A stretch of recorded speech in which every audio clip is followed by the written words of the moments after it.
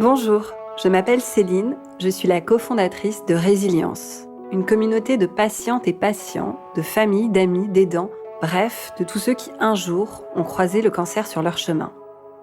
La résilience, c'est l'aptitude à se construire et à vivre en dépit de circonstances traumatiques. Alors ici, nous allons tenter de donner vie à ce concept en tendant le micro à celles et ceux qui en parlent le mieux. Pas de conseils médicaux, pas de mode d'emploi, pas d'injonction, mais plutôt une pause, une rencontre, un témoignage, une voix.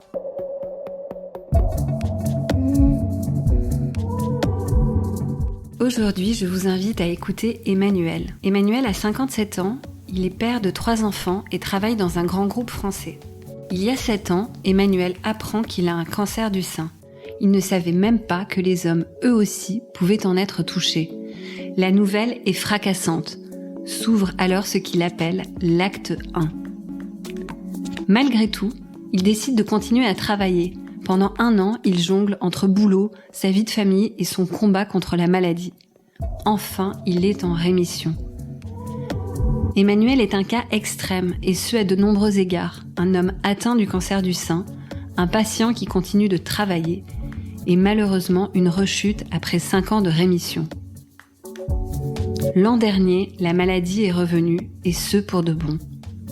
Commence alors une autre lutte, très différente de la première qu'il a vécue. Cet acte 2 est aussi porteur de nouvelles énergies. Emmanuel et moi, nous nous sommes rencontrés très tôt dans l'aventure de Résilience. Sa générosité et sa bienveillance nous sont précieuses au quotidien, et je voulais le remercier en lui donnant la parole au cours de ce mois d'Octobre Rose. Dans cet épisode, Emmanuel prend le temps de revivre son expérience, du combat à l'acceptation. Je vous souhaite une merveilleuse écoute.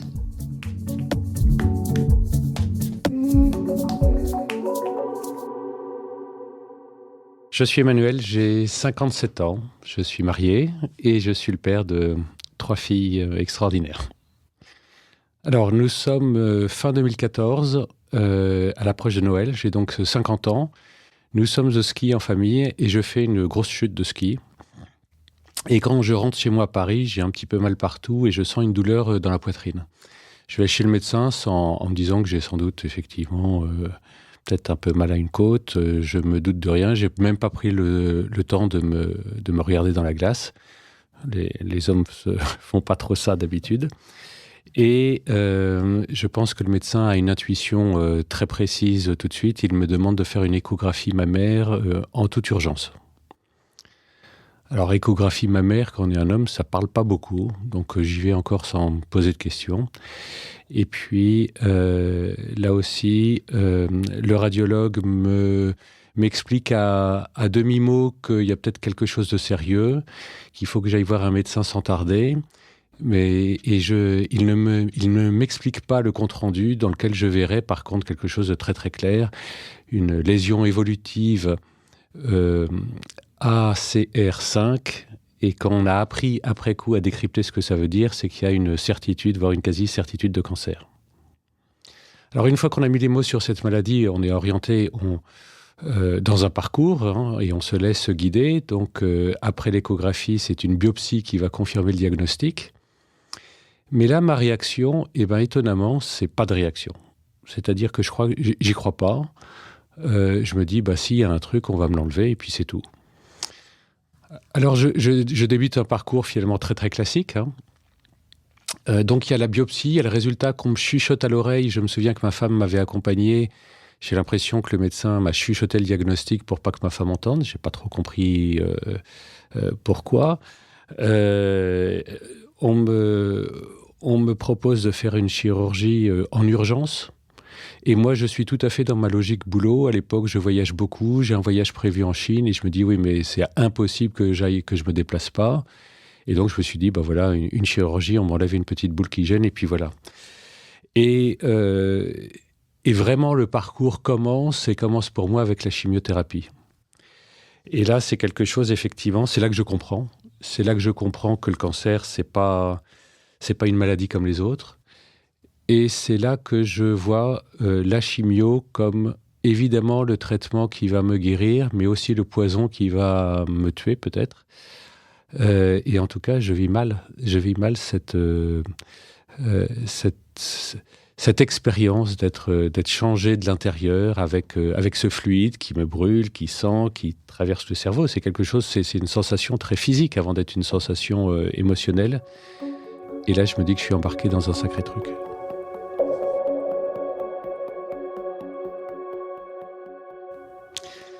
Alors à l'époque, je travaille beaucoup et je voyage beaucoup. Je voyage non seulement à l'étranger, mais je fais des allers-retours bi-hebdomadaires en province, à 500 km de Paris, où je suis traité.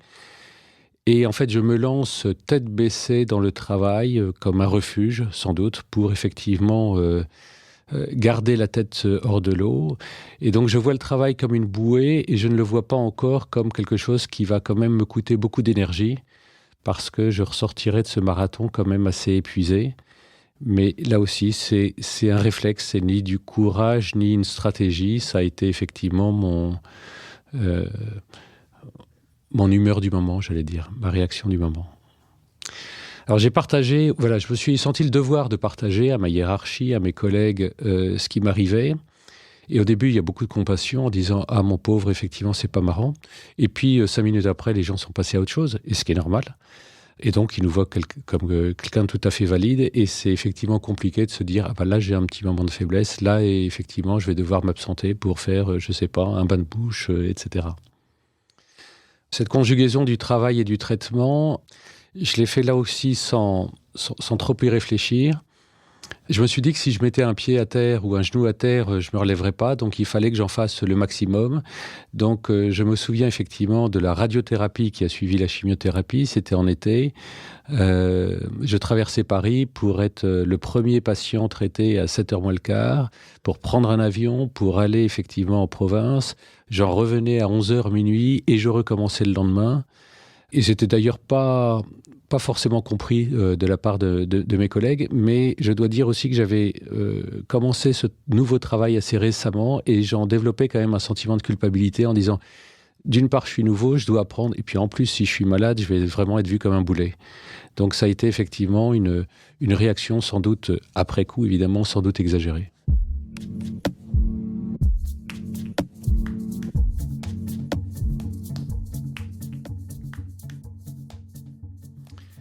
Un mot que j'ai pas dit, c'est que j'ai un cancer du sein, donc je suis un homme et j'ai une maladie qu'on va dire une maladie de femme. Alors c'est pas forcément gênant, mais ça facilite pas forcément l'appropriation. On voit que c'est pas seulement moi qui ne suis pas habitué, c'est aussi tout le corps médical et le corps encadrant. Donc ça commence par la salle d'attente des rendez-vous où les patientes me regardent un petit peu en se disant « Tiens, est-ce que c'est quelqu'un qui s'est trompé d'étage ?» Il me voit m'asseoir à côté d'elle avec ma convocation. C'est l'infirmière qui m'appelle madame parce qu'elle a les yeux simplement rivés sur le dossier. Et donc, si je suis un patient cancer du sein, je suis forcément une dame. Ça passe par les formulaires où on me dit « Mais attendez, vous n'avez pas rempli la case si vous étiez ménopausé ou pas, alors je ne peux pas vous faire l'examen. » Voilà, que des petites anecdotes, mais qui... Et puis, ça va se prolonger par l'hormonothérapie, qui est pas une évidence, évidemment, pour les hommes, qui nécessite d'être encore plus expliquée. Et ça passe également par la reconstruction mammaire. Et ben, ça existe chez les hommes. Et là aussi, même le médecin, le chirurgien plasticien m'a dit que c'était un acte nouveau pour elle. Donc voilà, c'est sans doute une difficulté supplémentaire à affronter.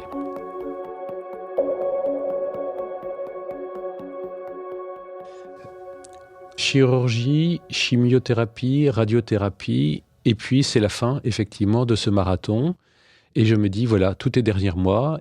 Je vais avoir quelques années d'hormonothérapie, mais pour moi, c'est un médicament de plus. J'ai oublié de vous dire qu'effectivement, entre-temps, en 2017, j'avais fait un infarctus, qui est certainement, ou en tout cas très probablement lié effectivement à la toxicité de la chimio que j'avais fait. Et là encore, les médecins me disent « Mais comment vous n'avez pas été suivi par un cardiologue ?» Je dis « Écoutez, non, excusez-moi de ne pas avoir anticipé ça. J'ai juste fait ce qu'il fallait, enfin, ce qu'on me demandait de faire. » Mais donc voilà, 2015, pour moi, tout est derrière moi. Et j'en viens presque à oublier en fait ce qui m'est arrivé, même si le retour au travail est difficile. Parce qu'on a quand même à s'excuser d'être malade. Euh, mais bon, les choses reprennent un petit peu le dessus et j'entame cette période très floue qu'on appelle période de rémission, sans que je sache exactement ce que ça veut dire, mais ça, je le saurai après.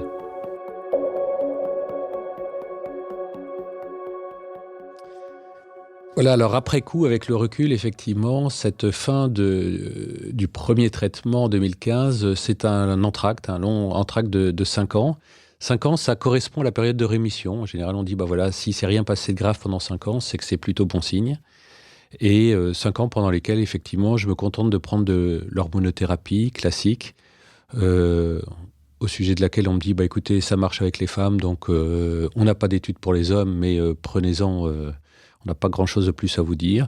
Je n'ai pas à l'époque d'effets secondaires, donc pour moi, c'est une simple routine, jusqu'à l'arrivée, effectivement, d'une autre mauvaise nouvelle, qui va montrer effectivement que ce n'était pas la fin de la pièce, mais la fin simplement de l'entracte, et que cette durée de rémission était finalement très virtuelle.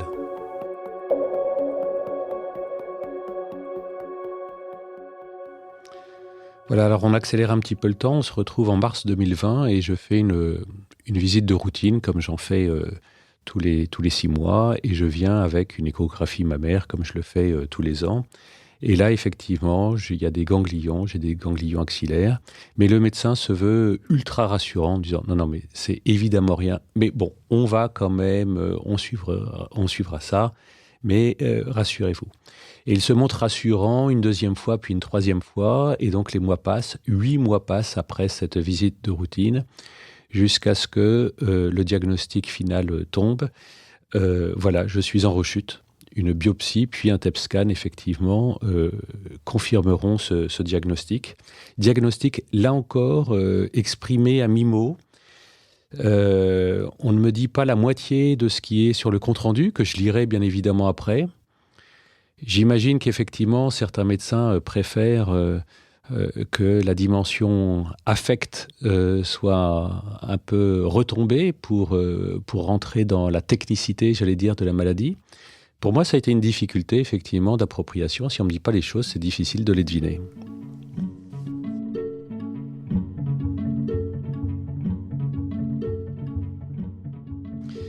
Et alors, cet acte 2, ce deuxième épisode, je le ressens totalement différent de la première fois. Autant la première fois, effectivement, j'étais dans un mode guerrier, en disant « j'y vais, coûte que coûte, quoi qu'il en coûte ». Autant là, je me sens assez humble, assez perdu, peut-être assez faible. Je sens que je suis dans quelque chose de beaucoup, beaucoup plus complexe et que je ne m'en sortirai sans doute pas tout seul. Et je pense, après coup, avoir effectivement passé toutes ces phases qu'on connaît très bien, qui sont finalement très classiques, qui sont les phases du deuil, qui sont aussi les phases de la résilience, qui commencent par de la sidération, difficile d'y croire, qui se prolonge par de la colère. Et moi, la colère, ça a été une colère du temps perdu. J'ai dit, mais attendez, 8 mois pour poser un diagnostic, c'est peut-être 8 mois qui fichent une vie en l'air. La seule réponse qu'on m'ait faite et qu'on puisse faire, c'est « on ne saura jamais ». Et on ne saura jamais, mais il faut vivre avec ce « on ne saura jamais ». Donc cette colère, j'allais dire, elle commence à s'éteindre, simplement. Et puis, il y a une négo en disant « mais attendez, c'est pas vraiment, qu'est-ce que vous m'expliquez là ? Je comprends pas, dites-moi, allez-y, c'est pour me guérir, c'est pour… vous êtes pas clair, vous êtes médecin, merde ». Voilà. Et puis, il y a quand même effectivement une phase de mélancolie qui prend qui peu à peu prend le dessus. Et puis ce mot qu'on m'avait donné à entendre dès le début, ce mot d'acceptation. Voilà, on m'avait dit ce sera l'histoire de concilier combat et acceptation. Et le combat et l'acceptation, je me suis dit mais non, ce sont 2 mots inconciliables. C'est soit l'un, soit l'autre. On gagne ou on accepte finalement ou on refuse le combat. Et puis, ce paradoxe, évidemment, c'est un des nombreux paradoxes, c'est peut-être le principal. Et je commence juste à comprendre, effectivement, cette notion d'acceptation. et cette notion de résilience qui, effectivement, est l'ouverture qui suit cette période d'acceptation.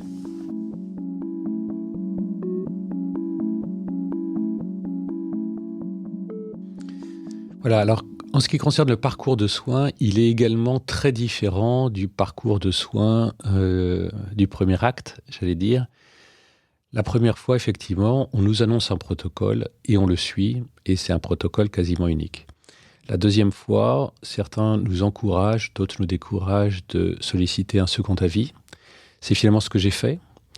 Je le redoutais, ce second avis, parce que j'avais peur qu'on me dise quelque chose de différent. Et je me disais, mais voilà, si on me dit de tourner à gauche et puis l'autre de tourner à droite, je fais quoi ? Je me suis trouvé dans ce piège que j'avais moi-même redouté. Il m'a fallu un temps et finalement un troisième avis pour réconcilier ces visions, pour comprendre en fait qu'il n'y avait pas de diagnostic bon et mauvais, mais qu'il y avait effectivement une stratégie à déployer sur le long terme. C'est là que j'ai appris les notions de protocole de première ligne, puis de deuxième ligne, puis de troisième ligne. Je l'ai d'autant plus appris que j'ai été en échec thérapeutique au début de mon traitement sur cette première ligne. Et donc, effectivement, j'ai également compris que ce combat et cette acceptation, je ne le mènerai pas seul et que je souhaitais effectivement être entouré d'expertise et de soins, puisque là aussi, on mène en fait non pas un combat, mais 3 combats. En tout cas, c'est ce que j'ai ressenti. Le premier combat, c'est évidemment le combat contre la maladie, c'est clair. Le deuxième combat, qui n'est pas moins important, c'est celui contre les effets secondaires. Puisqu'en fait, on peut arrêter un traitement, soit parce qu'il n'est plus efficace, soit parce qu'il a cessé d'être efficace plutôt, soit parce que sa toxicité n'est plus supportable ou est devenue trop dangereuse. Et pour mener effectivement ce combat contre les effets secondaires, on a besoin d'être accompagné. En tout cas, j'ai eu besoin d'être accompagné. Et puis le troisième combat, j'y reviendrai, c'est le combat émotionnel, des émotions, parce que, évidemment, la vision de la vie n'est plus tout à fait la même. Et donc, pour en venir sur cet accompagnement médical, l'acupuncture, l'hypnose, des consultations d'oncopsychiatrie également, sont autant de supports que j'avais balayés d'un geste lors de mon cancer primaire, parce que j'avais l'impression que c'était plutôt des choses effectivement de femmes, parce qu'il y avait aussi le choix des perruques, le maquillage à l'hôpital, etc. Donc je ne me sentais pas tout à fait concerné. Là, j'ai eu une approche beaucoup plus ouverte, beaucoup plus d'accueil, et je me suis dit qu'effectivement, ces accompagnements allaient m'aider sur un temps que je savais maintenant long, non seulement long, mais même infini. Le médecin qui me suit m'ayant dit « Monsieur, vous êtes parti pour un Tour de France qui ne finira jamais ». Et c'est une image que j'ai besoin de me redire chaque jour pour me l'approprier, pour la comprendre. Voilà.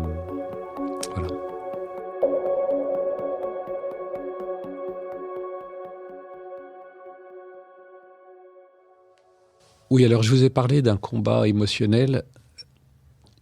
J'avoue que je ne sais moi-même pas exactement ce que ça veut dire, mais je vais essayer de dire ce que je ressens. J'ai senti une reprogrammation, une repriorisation de mes émotions. D'abord, j'ai eu un besoin, mais un besoin qui venait des tripes, qui venait pas de la tête, de rayer, de m'affranchir des projets, des personnes, voire qui étaient source de toxicité, de stress. J'ai senti effectivement le besoin d'aller piocher dans de l'énergie vitale. Et l'énergie vitale, on l'a en soi et puis on l'a beaucoup par les autres. Et donc, en ce même moment où je fuyais un petit peu ce que j'appelle les projets toxiques et stressants, j'accueillais d'autres rencontres, d'autres échanges, d'autres projets extrêmement positifs qui me portaient, qui nourrissaient ces pulsions de vie. Et donc, je m'ouvrais, je commençais effectivement cette démarche d'ouverture émotionnelle. Alors c'est très difficile à décrire parce que d'abord c'est quelque chose qui n'est pas du tout figé.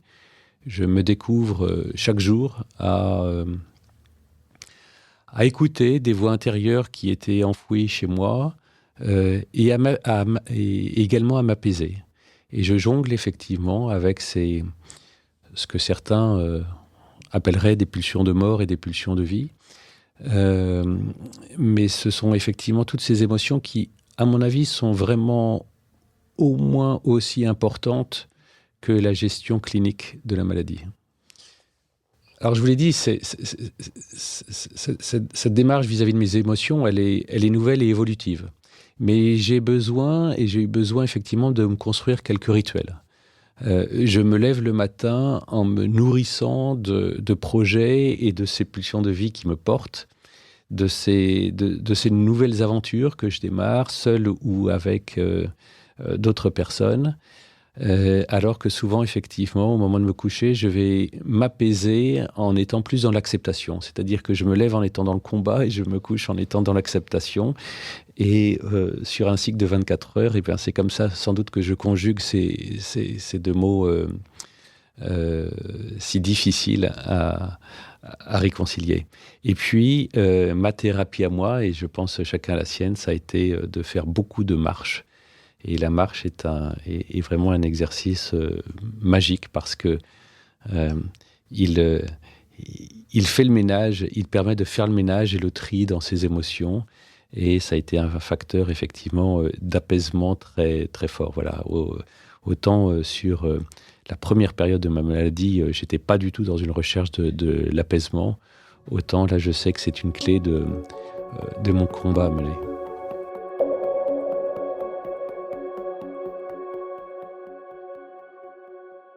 Je sais que mon témoignage n'est pas le seul à aller dans ce sens, et c'est évidemment un immense paradoxe et une surprise pour soi-même d'abord. C'est que dans ces expériences qui sont franchement très complexes, on ne va pas se le cacher, il y a toujours beaucoup de bien. Il y a des chemins nouveaux qui se créent, des rencontres. On rentre en résonance avec certaines personnes, parce qu'on a peut-être cassé les filtres, parce qu'il y a ce besoin de l'essentiel qui nous unit avec certaines personnes, avec certains projets. Et ça, c'est assez magnifique. Et c'est également assez apaisant. Donc, c'est pas simplement une surprise, c'est un remède. Et c'est quelque chose que je veux accueillir et auquel je veux dire merci.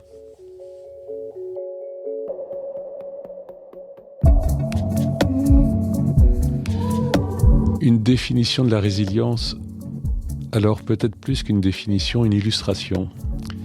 Une illustration que j'emprunterai à Leonard Cohen, qui est un chanteur et également un écrivain canadien, qui dit cette phrase toute simple: « Dans toute chose, il y a une faille, et c'est par là que passe la lumière. »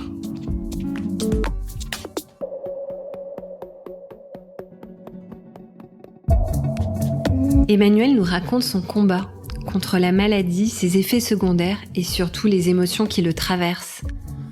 Un combat aussi complexe que peu commun quand on peine à comprendre ce qui nous arrive. En effet, Emmanuel est un cas extrême. Un cas rare, certes, mais pas unique. Plus connu et communiqué du côté de Vénus que de Mars, le cancer du sein touche aussi les hommes qui représentent aujourd'hui 1% des diagnostics, soit plusieurs centaines d'hommes en France chaque année. En conséquence, les traitements proposés sont généralement extrapolés à partir de données générées chez les patientes et donc pas forcément adaptées.